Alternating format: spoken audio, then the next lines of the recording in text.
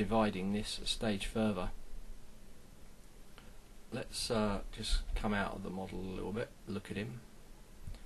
Yeah, it's starting to define a lot better. Gonna just knock this in a bit more. And now I'm going to go into my deformation, and I'm just going to inflate it.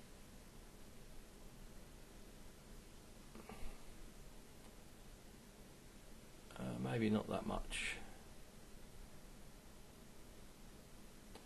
Maybe just an inflation of 1 will be sufficient. Okay, I'm just going to look at my mask now, and I'm just going to, all I've done there is basically just inversed it, and there we go.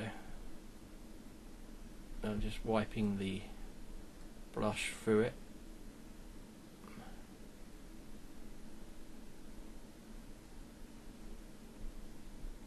And I might need to use my smooth brush. I'm actually going to bring this, dial this down a little bit. Just start to smooth out between these areas. Again, it's a case of working it up. So I'm going in, and then I'll probably chisel out a bit more detail. Again, this time I'm going to use a smooth brush. I'm going to come back in, and I'm just going to start to just work this through. I'm liking that area.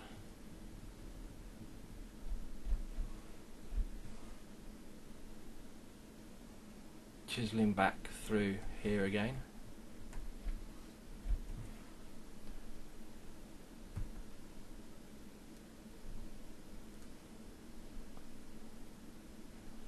Applying more pressure at the beginning of my stroke than at the end.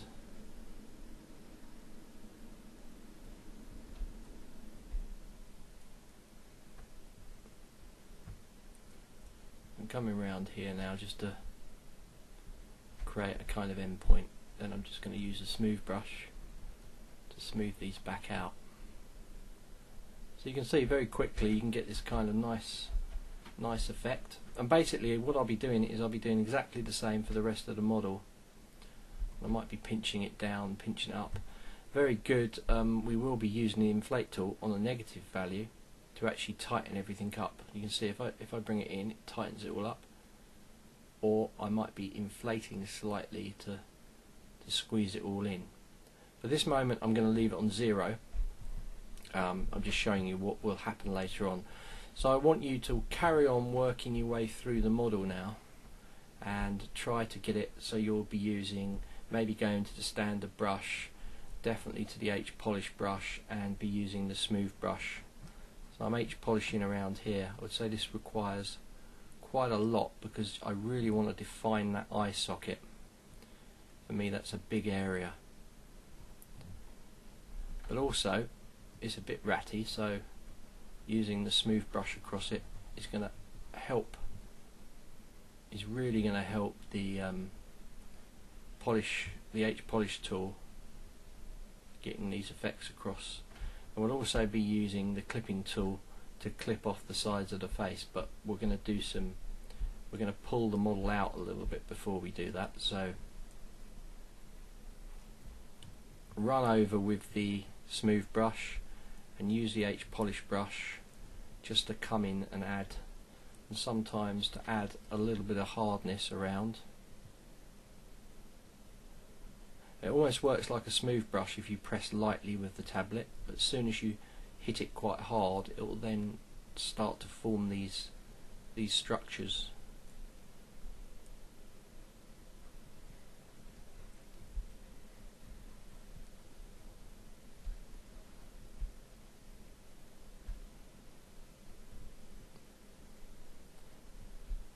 So it's looking a bit skeletonish around here, but I'm not too worried because we're going to be creating the plates on top of this. Alright, so you get the general idea.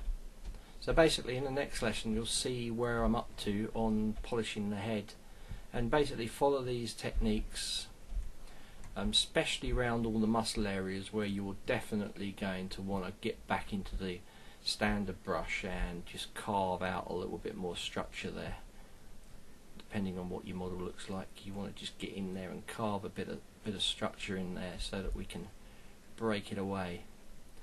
And then when we create the plate section, I'm going to be showing you another way of doing it that does not really lend itself to games modelling, where really we don't want double-sided meshes. We want the outside of the mesh always to be the bit that's on view, and we don't want to create extra polygons by having faces that are not going to be viewable anyway, and that's why this is catered for the games modelling.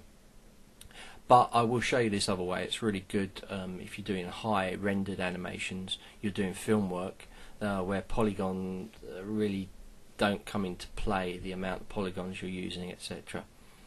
So there's a lot of stipulations with doing games modelling and trying to keep it as quick as possible, which is what we're trying to do with this character. But I will show you the other ways of doing it as well. I think this is maybe a little bit intense, but again, in the games models you want to over exaggerate things so that lighting catches stuff, and you can obviously put in there paintwork to make it look deeper than it is, just to basically give it an optical illusion.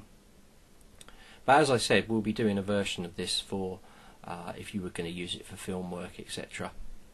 Okay, I'll see you in the next lesson, where I will have finished polishing my model up and smoothing it out and just trying to get the structure a little bit better before we move on to actually outputting it as a render, so that your art director can look at it and give you the thumbs up or the OK to move on to turn it into the model from there onwards.